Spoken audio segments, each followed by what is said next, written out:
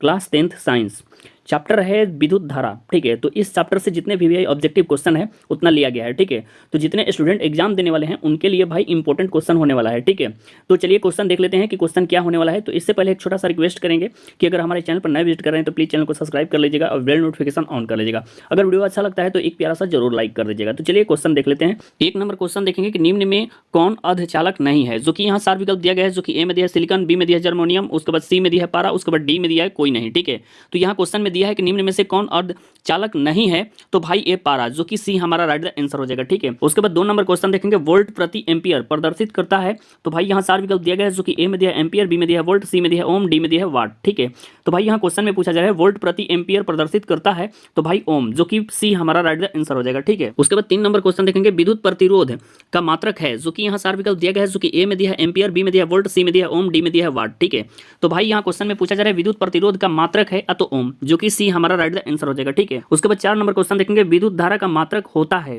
तो भाई यहाँ 4 विकल्प दिया गया है, जो कि ए में दिया है वाट, उसके बाद बी में दिया है वोल्ट, उसके बाद सी में दिया है ओम, उसके बाद डी में दिया है एम्पियर। ठीक है, तो भाई यहाँ क्वेश्चन में पूछा जा रहा है विद्युत धारा का मात्रक होता है तो एम्पियर, जो कि डी हमारा राइट आंसर हो जाएगा। ठीक है, उसके बाद 5 नंबर क्वेश्चन देखेंगे 1, 2 और 3 ओम के 3 प्रतिरोधों को श्रेणी क्रम में जोड़ने पर समतुल्य प्रतिरोध होगा, जो कि यहाँ 4 विकल्प दिया गया है, जो कि ए में दिया है 1 ओम, बी में दिया है 2 ओम, सी में दिया है 3 ओम, डी में दिया है 6 ओम। ठीक है, तो भाई यहाँ क्वेश्चन में पूछा जा रहा है कि 1, 2 और 3 ओम के 3 प्रतिरोधों को श्रेणी क्रम में जोड़ने पर समतुल्य प्रतिरोध होगा, तो भाई 6 ओम, जो कि डी हमारा राइट आंसर हो जाएगा। ठीक है, उसके बाद 6 नंबर क्वेश्चन देखेंगे विभवांतर का एसआई मात्रक क्या होता है, जो कि यहाँ 4 विकल्प दिया गया है, जो कि ए में दिया है जूल, बी में दिया है वाट, सी में दिया है एम्पियर, डी में दिया है वोल्ट। ठीक है, तो भाई यहाँ क्वेश्चन में पूछा जा रहा है विभवांतर का एसआई मात्रक क्या होता है, तो भाई वोल्ट होता है, जो कि डी हमारा राइट आंसर हो जाएगा। ठीक है, उसके बाद 7 नंबर क्वेश्चन देखेंगे विभव का मात्रक है, जो कि यहाँ 4 विकल्प दिया गया है, जो कि ए में दिया एम्पियर, बी में दिया वोल्ट, सी में दिया ओम, डी में दिया वाट। ठीक है, तो भाई यहाँ क्वेश्चन में पूछा जा रहा है कि विभव का मात्रक है तो भाई वोल्ट, जो कि बी हमारा राइट आंसर हो जाएगा। ठीक है, उसके बाद 8 नंबर क्वेश्चन देखेंगे 100 वाट से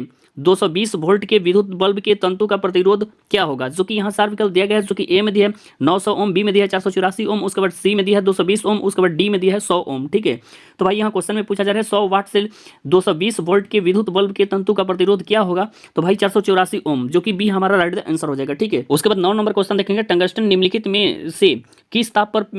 पिघलता है, जो कि यहाँ 4 विकल्प दिया गया है, जो कि ए में दिया है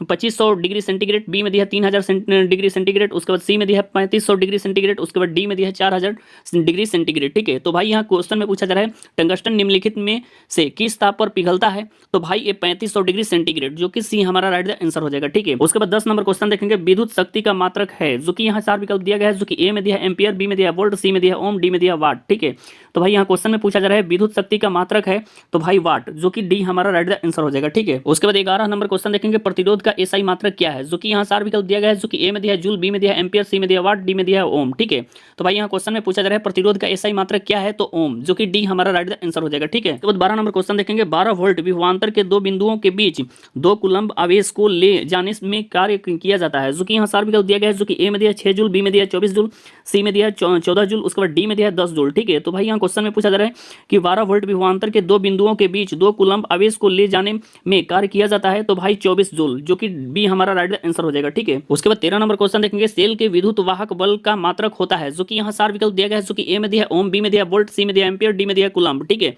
तो भाई यहाँ क्वेश्चन में पूछा जा रहा है सेल के विद्युत वाहक बल का मात्रक होता है तो भाई वोल्ट, जो कि बी हमारा राइट आंसर हो जाएगा। ठीक है, उसके बाद 14 नंबर क्वेश्चन देखेंगे 1 मीटर के स्केल पर 0 तथा 2 एम्पियर के बीच 20 विभाग हैं, इसका अपवर्तनांक है, जो कि यहाँ 4 विकल्प दिया गया है, जो कि ए में दिया 0.1 एम्पियर, बी में दिया 0.01 एम्पियर, उसके बाद सी में दिया 0.2 एम्पियर, उसके बाद डी में दिया 0.02 एम्पियर। ठीक है, तो भाई यहाँ क्वेश्चन में पूछा जा रहा है 1 मीटर के स्केल पर 0 तथा 2 एम्पियर के बीच 20 विभाग है, इसका अपवर्तनांक होगा तो भाई 0.1 एम्पियर, जो कि ए हमारा राइट आंसर हो जाएगा। ठीक है, उसके बाद 15 नंबर क्वेश्चन देखेंगे आवेश का एसआई मात्रक होता है, जो कि यहाँ 4 विकल्प दिया गया है, जो कि ए में दिया वोल्ट, बी में दिया ओम, सी में दिया जूल, डी में दिया कूलम्ब। ठीक है, तो भाई यहाँ क्वेश्चन में पूछा जा रहा है आवेश का एसआई मात्रक होता है तो भाई कूलम्ब होता है, जो कि डी हमारा राइट आंसर हो जाएगा। ठीक है, उसके बाद 16 नंबर क्वेश्चन देखेंगे जब किसी चालक तार से विद्युत धारा प्रवाहित होती है तो गतिशील कण होते हैं, जो कि यहाँ 4 विकल्प दिया गया है, जो कि ए में दिया परमाणु, बी में दिया आयन, सी में दिया प्रोटॉन, डी में दिया इलेक्ट्रॉन। ठीक है, तो तो भाई यहाँ क्वेश्चन में पूछा जा रहा है जब किसी चालक तार से विद्युत धारा प्रवाहित होती है तो गतिशील कण होते हैं तो भाई इलेक्ट्रॉन, जो कि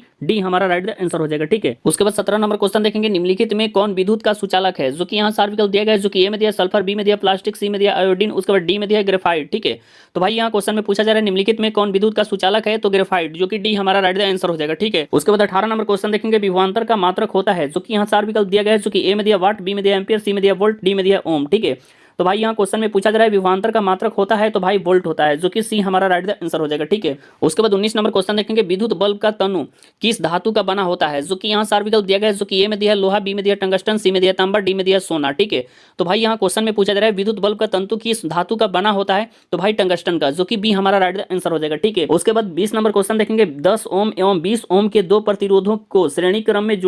जोड़ने पर समतुल्य प्रतिरोध होगा, जो कि यहाँ 4 विकल्प दिया गया है, जो कि ए में दिया है 20 ओम, बी में दिया है 20/3 ओम, उसके बाद सी में दिया है 30 ओम, डी में दिया है 10 ओम। ठीक है, तो भाई यहाँ क्वेश्चन में पूछा जा रहा है 10 ओम एवं 20 ओम के दो प्रतिरोधों को श्रेणी क्रम में जोड़ने पर समतुल्य प्रतिरोध होगा, तो भाई 30 ओम। ठीक है, जो कि सी हमारा राइट आंसर हो जाएगा। ठीक है, उसके बाद 21 नंबर क्वेश्चन देखेंगे, किसी बल्ब से 220 वोल्ट पर 2 एम्पियर की धारा प्रवाहित होती है तो फिलामेंट का प्रतिरोध होगा, जो कि यहाँ 4 विकल्प दिया गया है, जो कि ए में दिया है 55 ओम, बी में दिया है 10 ओम, सी में दिया है 220 ओम, उसके बाद डी में दिया है 110 ओम। ठीक है, तो भाई यहाँ क्वेश्चन में पूछा जा रहा है किसी बल्ब से 220 वोल्ट पर 2 एम्पियर की धारा प्रवाहित होती है तो फिलामेंट का प्रतिरोध होगा, तो भाई 110 ओम होगा, जो कि डी हमारा राइट आंसर हो जाएगा। ठीक है, उसके बाद 22 नंबर क्वेश्चन देखेंगे, बैटरी से किस प्रकार से धारा प्राप्त होती है, जो कि यहाँ पे 4 विकल्प दिया गया है, जो कि ए में दिया एसी, बी में दिया डीसी, उसके बाद सी में दिया है एसी और डीसी दोनों, उसके बाद डी में दिया है इनमें कोई नहीं। ठीक है, तो भाई यहाँ क्वेश्चन में पूछा जा रहा है कि बैटरी से किस प्रकार से धारा प्राप्त होती है, तो भाई डीसी, जो कि बी हमारा राइट आंसर हो जाएगा। ठीक है, उसके बाद 23 नंबर क्वेश्चन देखेंगे, मीटर को विद्युत परिपथ में कैसे जोड़ा जाता है, जो कि यहाँ 4 विकल्प दिया गया है, जो कि ए में दिया श्रेणी क्रम में, बी में दिया समानांतर क्रम में,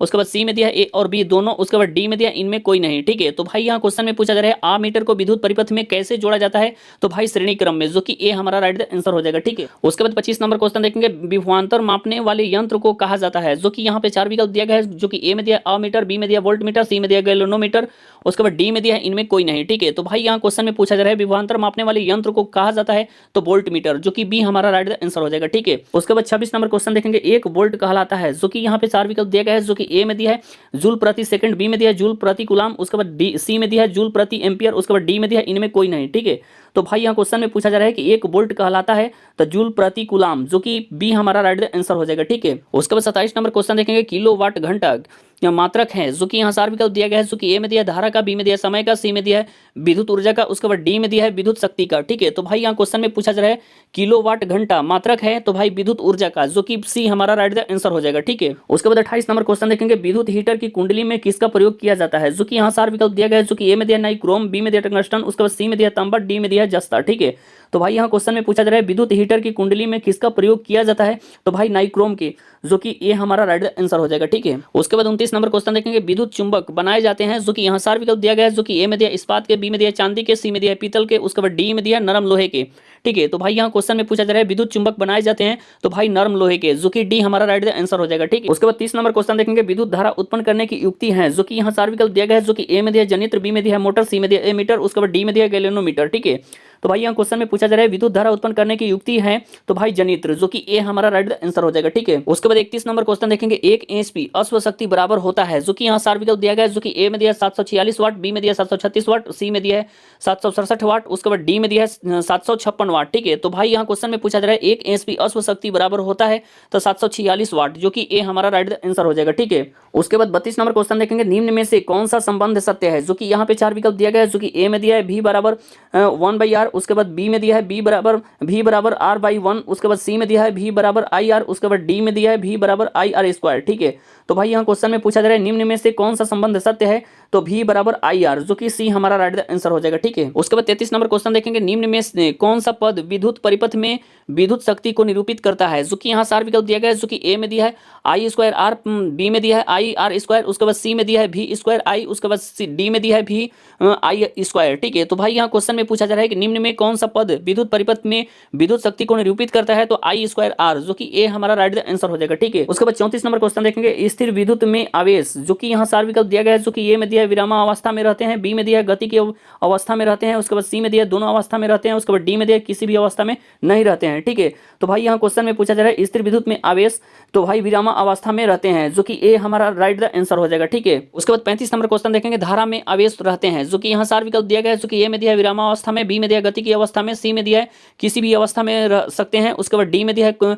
इनमें से कोई नहीं। ठीक है, तो भाई यहाँ क्वेश्चन में पूछा जा रहा है धारा में आवेश रहते हैं तो भाई गति की अवस्था में, जो कि बी हमारा राइट द आंसर हो जाएगा। ठीक है, उसके बाद 36 नंबर क्वेश्चन देखेंगे ऊर्जा का ऐसा ही मात्रक होता है, तो भाई यहाँ 4 विकल्प दिया गया है, जो कि ए में दिया है कैलोरी, बी में दिया है जूल, सी में दिया है ताप, डी में दिया है इनमें से कोई नहीं। ठीक है, तो भाई यहाँ क्वेश्चन में पूछा जा रहा है कि ऊर्जा का ऐसा ही मात्रक होता है, तो भाई जूल होता है, तो बी हमारा राइट द आंसर हो जाएगा। ठीक है, उसके बाद 37 नंबर क्वेश्चन देखेंगे 1 किलोवाट घंटा का व्यवहारिक मात्रक क्या है, जो कि यहाँ 4 विकल्प दिया गया है, जो कि ए में दिया यूनिट, बी में दिया वाट, सी में दिया वाट घंटा, उसके बाद डी में दिया है जूल प्रति घंटा। ठीक है, तो भाई यहाँ क्वेश्चन में पूछा जा रहा है 1 किलोवाट घंटा का व्यवहारिक मात्रक क्या है, तो भाई यूनिट, जो कि ए हमारा राइट द आंसर हो जाएगा। ठीक है, उसके बाद 38 नंबर क्वेश्चन देखेंगे 1 जूल का मान होता है, जो कि यहाँ 4 विकल्प दिया गया है, जो कि ए में दिया है 4.18 कैलोरी, बी में दिया है 0.24 कैलोरी, उसके बाद सी में दिया है 0.42 कैलोरी, उसके बाद डी में दिया है इनमें से सभी सत्य हैं। तो भाई यहाँ क्वेश्चन में पूछा जा रहा है कि 1 जूल का मान होता है, तो भाई 0.24 कैलोरी, जो कि बी हमारा राइट द आंसर हो जाएगा। ठीक है, उसके बाद 39 नंबर क्वेश्चन देखेंगे शुष्क सेल में ऋण इलेक्ट्रोड किस धातु का होता है, जो कि यहाँ पे 4 विकल्प दिया गया है, जो कि ए में दिया है कार्बन का, बी में दिया है जस्ता का, उसके बाद सी में दिया है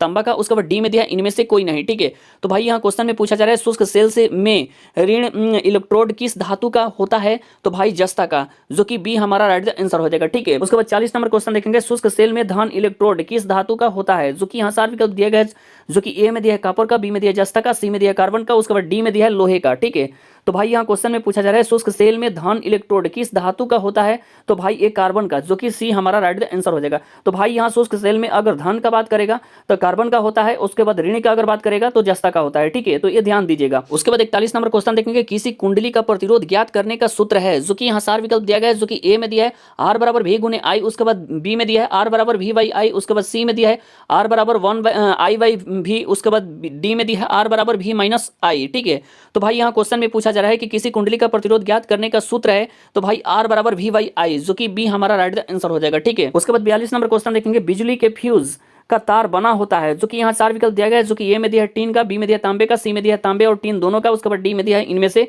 कोई नहीं। ठीक है, तो भाई यहाँ क्वेश्चन में पूछा जा रहा है बिजली के फ्यूज का तार बना होता है तो तांबे और टीन दोनों का, जो कि सी हमारा राइट द आंसर हो जाएगा। ठीक है, उसके बाद 43 नंबर क्वेश्चन देखेंगे आईईवी इलेक्ट्रॉन वोल्ट बराबर होता है, जो कि यहाँ 4 विकल्प दिया गया है, जो कि ए में दिया 1.6 गुने 10 के पावर माइनस 19 जूल, बी में दिया है 1.6 गुने 10 के पावर माइनस 30 जूल, उसके बाद सी में दिया 1.6 गुने 10 के पावर 27 जूल, उसके बाद डी में दिया इनमें से कोई नहीं। ठीक है, तो भाई यहाँ क्वेश्चन में पूछा जा रहा है आईईवी इलेक्ट्रॉन वोल्ट बराबर होता है, तो भाई 1.6 गुने 10 के पावर माइनस 19 जूल, जो कि ए हमारा राइट द आंसर हो जाएगा। ठीक है, उसके बाद 44 नंबर क्वेश्चन देखेंगे कि 1 एम्पियर कितना होता है, जो कि यहाँ 4 विकल्प दिया गया है, जो कि ए में दिया 10 के पावर माइनस 3 एम्पियर, बी में दिया 10 के पावर माइनस 2 एम्पियर, सी में दिया 10 के पावर माइनस 1 एम्पियर, उसके बाद डी में दिया है 10 के पावर माइनस 11 एम्पियर, जो कि यहाँ पे क्वेश्चन में पूछा जा रहा है कि 1 एम्पियर कितना होता है, तो भाई यहाँ पे 10 के पावर माइनस 3 एम्पियर, जो कि ए हमारा राइट द आंसर हो जाएगा। ठीक है, उसके बाद 45 नंबर क्वेश्चन देखेंगे 1 ओम एम्पियर बराबर कितना है, जो कि यहाँ 4 विकल्प दिया गया है, जो कि ए में दिया 10 के पावर माइनस 5 एम्पियर, उसके बाद बी में दिया 10 के पावर माइनस 4 एम्पियर, उसके बाद सी में दिया 10 के पावर माइनस 3 एम्पियर, उसके बाद डी में दिया 10 के पावर माइनस 6 एम्पियर। ठीक है,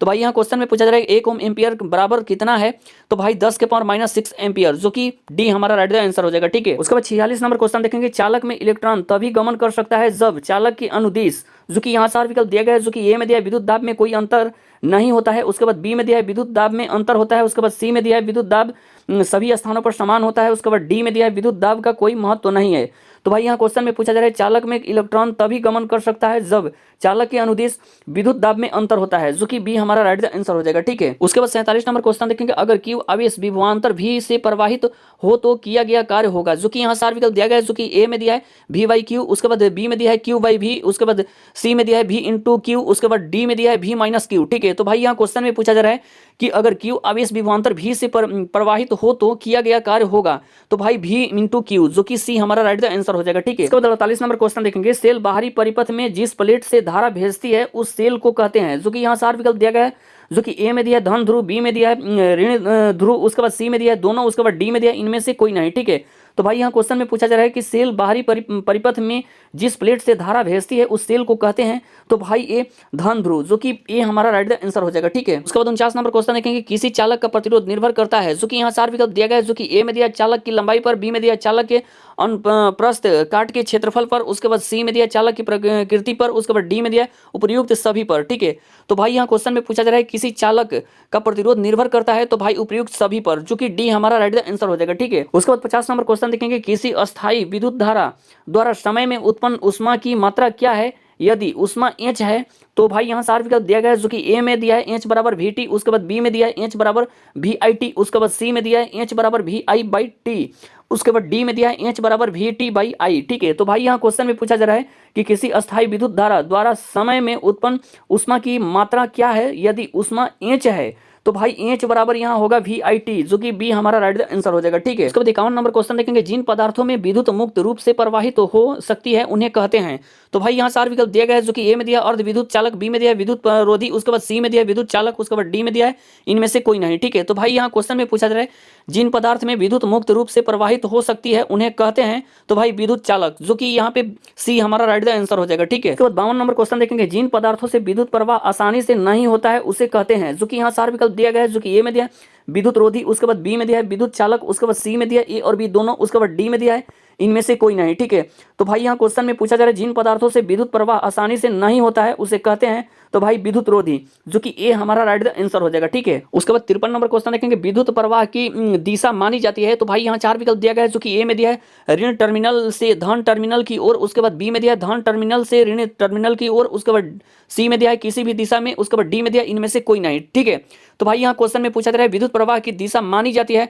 तो भाई धन टर्मिनल से ऋण टर्मिनल की ओर, जो कि बी हमारा राइट द आंसर हो जाएगा। ठीक है, उसके बाद 54 नंबर क्वेश्चन देखेंगे, एकाएक समय में विद्युत आवेश के परिमाण के प्रवाह को क्या कहा जाता है, जो कि यहाँ 4 विकल्प दिया गया है, जो कि ए में दिया है विद्युत विभव, बी में दिया है विद्युत प्रतिरोध, उसके बाद सी में दिया है विद्युत धारा, उसके बाद डी में दिया इनमें से कोई नहीं। ठीक है, तो भाई यहाँ क्वेश्चन में पूछा जा रहा है एकाएक समय में विद्युत आवेश के परिमाण के प्रवाह को क्या कहा जाता है, तो भाई ये विद्युत धारा कहा जाता है, जो कि सी हमारा राइट द आंसर हो जाएगा। ठीक है, उसके बाद 55 नंबर क्वेश्चन देखेंगे, किसी तार से विद्युत धारा प्रवाहित होती है, तो तार के प्रत्येक बिंदु से कितना इलेक्ट्रॉन अपवाहित होती है, जो कि यहाँ 4 विकल्प दिया गया है, जो कि ए में दिया है 1.6 × 10 के पावर 19, उसके बाद बी में दिया है 4.32 × 10 के पावर 27, उसके बाद सी में दिया है 6 × 10 के पावर 18, उसके बाद डी में दिया है इनमें से कोई नहीं। ठीक है, तो भाई यहाँ क्वेश्चन में पूछा जा रहा है किसी तार से विद्युत धारा प्रवाहित होती है, तो तार के प्रत्येक बिंदु से कितना इलेक्ट्रॉन अपवाहित होती है, तो भाई ये 6 × 10 के पावर 18, जो कि सी हमारा राइट द आंसर हो जाएगा। ठीक है, उसके बाद 56 नंबर क्वेश्चन देखेंगे, किसी विद्युत लैंप के तंतु से 0.4 एम्पियर की धारा प्रवाहित हो रही है, अगर लैंप 3 घंटे तक प्रकाश देता है तो